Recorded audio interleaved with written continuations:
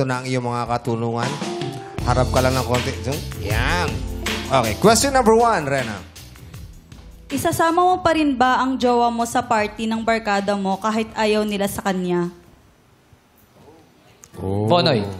Para po sa akin, isasama ko po. Kasi ano ho yan it's a matter of understanding ho yan. Kung ayaw ho ng barkada nyo sa jowa niya, isama nyo ho at ipakita nyo kung ano po yung better side ng jowa nyo. Para sa uli, sa ganong situation ho, wala hong may iwan, walang may iwan ho. Ipapakilala niya sa mga barkada para mas makilalang lubusan. Correct. Huwag i-judge agad, no? Oo, don't judge the book by its cover. Pero tao siya. Tsaka aircraft Si technician. ano naman? Dan Red? Dandruff. Yes po. Ako din po, papakilala ko po.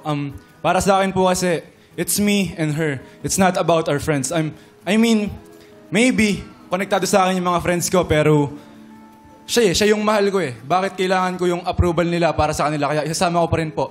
And also, I would ask her kung komportable ba siyang sumama dahil alam ko na alam niyang hindi siya gusto ng kaibigan ko. Kaya tatanungin ko rin opinion niya. Pero halimbawa, kahit pinakilala mo na ilang beses pero hindi pa rin tanggap.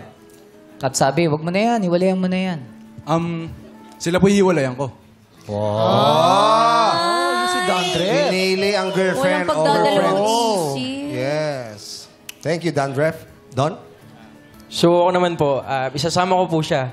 Kasi kung hindi po nila kaya maging masaya para sa jowa ko, siguro hindi po sila tamang kaibigan para sa akin.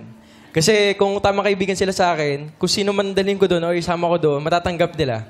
Kasi ang tunay na kaibigan, hindi dapat tayo man-judge or di dapat tayo manghusga. Kumbaga, kung ayaw sa iyo, bawa, ako po, dinala ko po yung jowa ko, ayaw po ng mga kaibigan ko. I-explain ko po sa kanila, and then kung hindi pa rin po ako nila matanggap, siguro, hindi po sila yung tamang kaibigan para sa akin. Kasi ang pipiliin ko pa rin po yung jowa ko, kasi mahal ko po siya. At siya po yung makakasama ko siguro hanggang dulo. Oh. Rena, sa kanilang tatlo, sino ang mas nagmarka sa'yo ng sagot? Feel ko po si number 2. Si Dan Ref.